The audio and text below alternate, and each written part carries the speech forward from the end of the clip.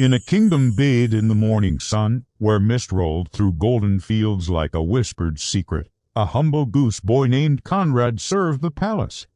He was a simple soul, with an honest heart, finding his purpose in the quiet rhythms of the dawn.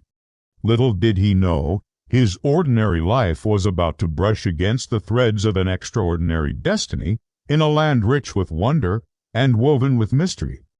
Every day, Conrad led his flock to the sun-drenched meadows. Ho, ho, ho! And every day, he worked beside a young maid, a girl whose quiet grace seemed out of place among the honking geese. Her name, she said, was Falada, but her eyes held a story far deeper than any name could tell.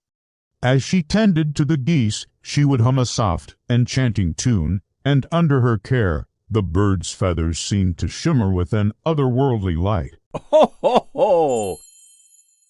The wind would rustle through the tall grass, carrying her melody, and for a moment, the entire meadow felt like a dream. Conrad found himself drawn to her silent strength, never once suspecting the royal secret she carried within her heart. But soon, strange things began to happen. One afternoon, as Conrad sat watching the flock, his favorite felt hat suddenly lifted from his head, dancing away on an invisible current. Ho, ho, ho! He leaped to his feet, shouting into the wind, "Hey, give me back my hat!" The girl only smiled, a knowing, quiet expression on her face as she whispered something to the breeze. The hat gently floated back down and settled perfectly on his head. Another day, a sudden gust of wind would rise from nowhere to herd a stray goose back to the flock, guided only by a flick of her wrist. Ho, ho, ho! Each day brought a new, peculiar event, a spark of magic she couldn't quite conceal, leaving Conrad both bewildered and deeply curious. His path to the meadows took him through the great stone archway of the city, a dark, imposing gate where a chilling sight was mounted for all to see. Above the entrance hung the severed head of a horse, its glassy eyes staring into the distance. Ho, ho, ho! It was a grim warning, a relic of some forgotten sorrow. But as the girl passed beneath it, something truly unsettling occurred. A voice, sorrowful and ethereal, echoed from the horse's head. "Alas, young queen, if your mother knew, her heart would surely break in two." The words hung in the air, a ghostly lament. The girl would pause, her head bowed, whispering a reply only the horse could hear. Conrad, who had followed close behind one day, froze in his tracks. Ho, ho, ho! The hair on his arms stood up. It was a secret spoken aloud, a terrifying truth no simple servant should ever overhear.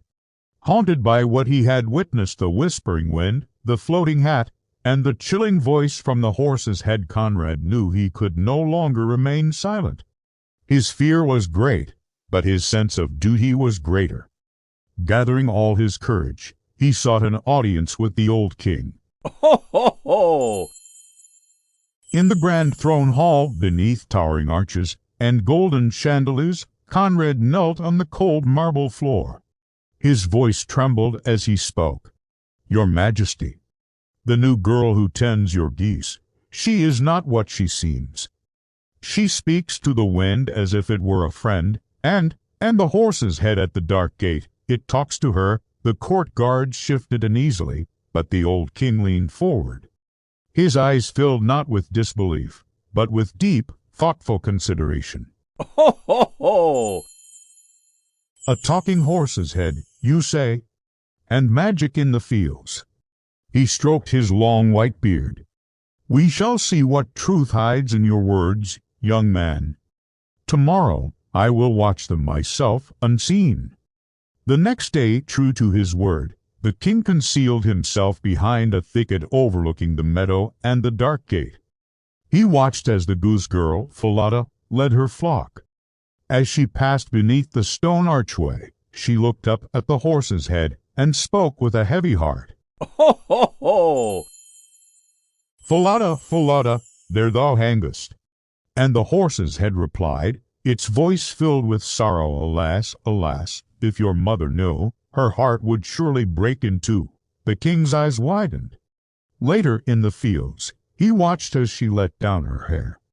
It cascaded down her back, shimmering like spun gold, and she spoke to the wind, calling it to blow Conrad's hat away so she could braid her hair in peace. Ho, ho, ho! The king saw it all. The magic was real. That evening, he summoned the girl. He looked at her peasant's dress, then into her noble eyes. "Tell me your story," he said gently, "for I have heard the horse speak your secret." Tears welled in her eyes as the truth finally spilled forth. She was the true princess, betrothed to his son.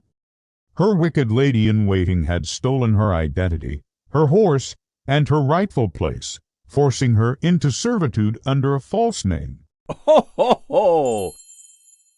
The king listened, his heart heavy with anger and sorrow. He saw the truth shining in her eyes, a light more brilliant than any crown. As she finished her tale, a soft glow seemed to emanate from her, the magic she held finally free. Her tattered maid's dress seemed to fade, replaced in the king's mind by the royal gown she was meant to wear. "My child," he whispered, his voice thick with emotion, "you are the lost princess we have been waiting for." Ho, ho, ho! The truth, once hidden in whispers and shadows, now blazed forth, ready to reclaim its kingdom. A royal banquet was called. The king, wise and cunning, invited the false princess, the treacherous lady-in-waiting, and sat her beside his son. During the feast, he posed a question to her, as if telling a riddle. "What punishment," he asked, "does a person deserve who has so deceived her masters?" The false princess, smug and unaware, sealed her own fate. Ho, ho, ho! "She deserves nothing less," she declared, "than to be put into a cask studded with sharp nails and be dragged by two white horses through the streets until she is dead." The king stood, his voice thundering through the hall. "You are the woman, and you have spoken your own doom." Justice was swift. The false servant was punished exactly as she had decreed.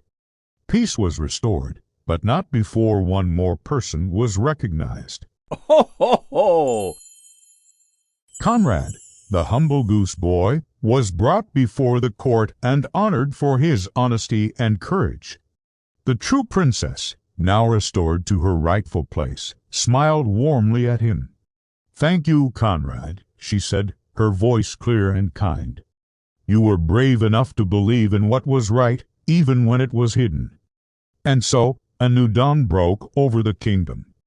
In the royal courtyard, a grand celebration was held not just for the return of the princess, but for the triumph of truth. Ho, ho, ho! As music filled the air and flowers rained down, the princess and Conrad stood side by side, releasing white doves into the sky, symbols of peace and new beginnings. Courage and honesty had brought light where deceit once dwelled, proving that for every heart that stands brave against the darkness, destiny will always find a way to let the truth shine. And they all lived happily ever after. Ho, ho, ho! Did you enjoy this timeless fairy tale? We bring classic stories to life with cinematic animation every single week. If you love magical adventures and stories of courage, be sure to like this video, subscribe to our channel, and ring that notification bell so you never miss a new chapter. Thanks for watching. Ho, ho, ho!